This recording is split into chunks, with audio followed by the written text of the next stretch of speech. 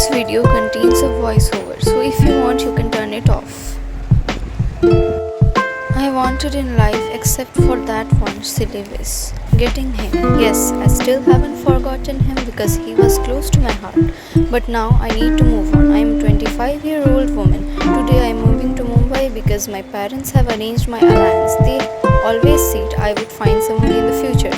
But I told them I would never fall in love, and that remains true. I'm still single, so my parents decided to get me married to someone I don't even know. I have no idea what's going to happen, but let's see what I can do.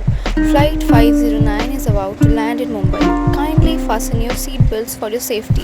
The announcement came, I buckled my seatbelt and started thinking. After 20 minutes, I am standing at the airport waiting for my driver, but there's no sign of him. He arrived 5 minutes later and I got into the car. I couldn't help but wonder what was going to happen. I couldn't shake off this feeling of nervousness. After 1 hour, author's pub, after a long journey, Sitara was finally home. She smiled at the house and rang the bell. Her excited maternal sister Meera came rushing out. Didi, you are here, she exclaimed, jumping into a tight hug. Yes, I am here, but at least let me come in, Sitara said, smiling slightly. She was very nervous because she had returned home after almost 4 years, only for her marriage, which wasn't even finalized yet. Little did she know, they were absolutely going to fix this alliance. She went inside and greeted her family. She hugged everyone and touched their feet. Her parents hugged her and said, Beta, I missed you. I missed you too, she replied. Then her mother told her to freshen up because her soon-to-be in-laws would be arriving in the evening. She entered her room and tears welled up in her eyes. Everything was exactly as she had left it, untouched. It was her house and her maternal family members had come there only for her alliance. She smiled looking at her photos with her siblings and started caressing the pictures. Then she suddenly remembered someone and had an idea. Sitara spoke. I entered my room and saw my photos with my siblings. I loved them very much. Then my eyes fell on a photo frame. It was Kiana, my only best friend, smiling beautifully with me. I had the idea to call her today. Even though I was away, I stayed in contact with her. I had other friends too, but she was my favorite. I too went to the washroom. After about 20 minutes, I was in my casual clothes thinking about all sudden changes in my life. I was so passionate about my career that I forgot about myself. I never took care of myself, but my family reminded me that I also need someone to take care of me. However, I didn't feel like pursuing this marriage. I never moved on from the one-sided love I had in my teenage years. People say teenage love is just a hormonal imbalance, so why can't I forget about him? Why do I still think about him? It's been 12 years since I last saw him, but I still can't move on. I can't move on from the love that was never reciprocated. Thinking about these things, I drifted off to sleep after 2 hours. I woke up from my deep slumber when I heard the door clicking. It was my siblings, Meera, Aman and Atul. I loved them so much. Didi, how are you? Aman asked. I smiled and said, I'm fine, what about you? They, being the most cheerful siblings, said, we are excited to dance at our sister's marriage. I smiled and said, let's see if this marriage even happens. Atul, being younger, is still a teenager. He doesn't talk to me much because I was always rude, but I still love them and they love me. We were talking when my mother entered the room and asked, Sitara, do you have traditional clothes? Yes, mummy, I have them. They have always been my favorite, I answered. Then get ready. They'll be here in an hour, she said, and that's when I got more nervous and my heart started thumping loudly.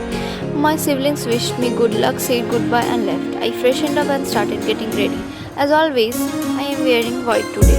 It gives me confidence to face any situation, and being a doctor, I love white more than any other color. It gives me peace.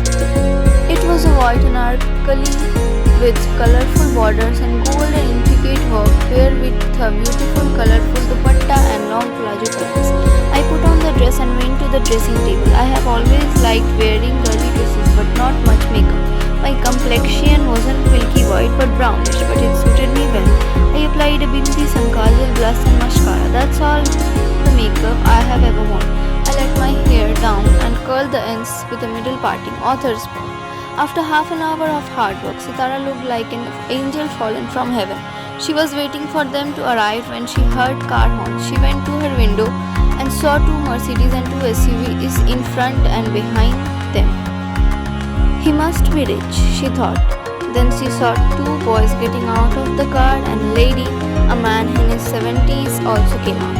What took her breath away was the last man who got out of the Mercedes. He was good looking, wearing a white shirt and black pant and sunglasses. He took off his glasses and feeling someone's gaze looked up to see a very beautiful girl watching him from the window. He ignored it and went to his mother. They went inside the house where everyone was welcoming them with warm smile, but the man's thought was where elsewhere. Sitara spoke. My breath caught in my chest when I saw a man getting out of the car. He was so good looking and his dressing sense made him look even more handsome and dancing. His shirt looked like a second skin to his body, but what really smiled was his shirt. He was wearing white, my favorite. He looked at me and I got nervous. Then I went back into my room and sat on my bed to calm down. After some time, my mom entered and I knew what was coming next. Sitara baby, come on, they are waiting for you, she said, and the nervousness returned. I nodded, adjusted my dupatta, stood up and followed her downstairs. Rudraksh Pav. I wasn't ready to get married because I never wanted to, but my mom was stubborn. She said I should at least meet this girl once, so I agreed, knowing I would absolutely reject her and not get married so soon. But my breath caught in my chest when I saw the most beautiful sight ever. I got out of my car and saw a girl standing at the window looking out. She was so beautiful, her skin glowed like honey in the morning sun. I was astonished as I looked at her, and then she went back into the room. We were welcomed by the family of the girl who was supposed to be my wife if I agreed. I sat on the sofa and my two brothers, being their usual mischievous selves, starting teasing me. Bhai, please agree this time. At least we'll get a friend, Akshay said. I said nothing but gave him a what nonsense look because I was absolutely not going to marry someone for their wishes. My supposed mother-in-law told my mother that she was going to call her daughter. Then a girl came and sat on the sofa in front of us. But I knew she wasn't the one. She looked too young to be married. If she was the one, I was absolutely going to disagree. My thoughts were interrupted by the sound of jingling anklets. I looked up and saw the same girl coming down the stair behind my supposed mother-in-law. She is the one, I thought, and my face lit up. She came downstairs and touched my parents' feet.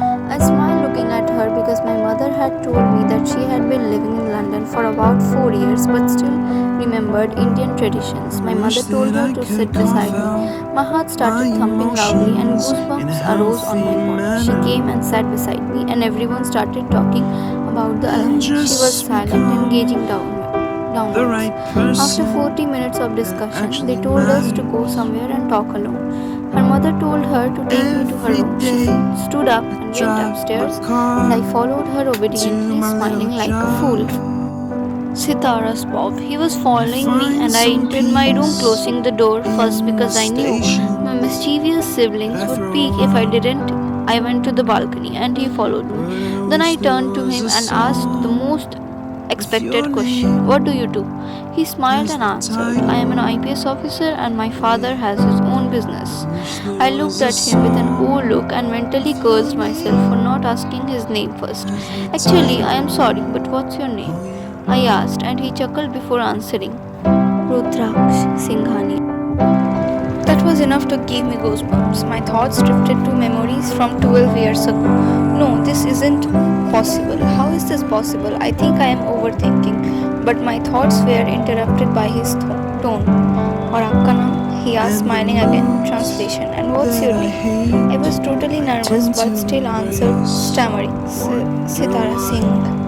That was enough to shock him. He wasted no time in pinning me against the nearest wall and asked in his husky voice, Sitara, are you the same girl? That was enough for me to understand that he was the same boy I had desperately wanted to be with. But how is this possible? To be continued. Thank you for reading.